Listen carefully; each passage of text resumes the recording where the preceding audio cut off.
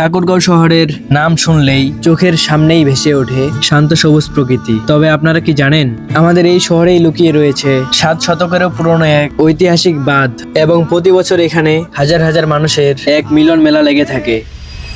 High, আমি আবির। আজকে আপনাদেরকে নিয়ে এসেছি ঠাকুরগাঁয়ের বিখ্যাত বুড়ির বাঁধে।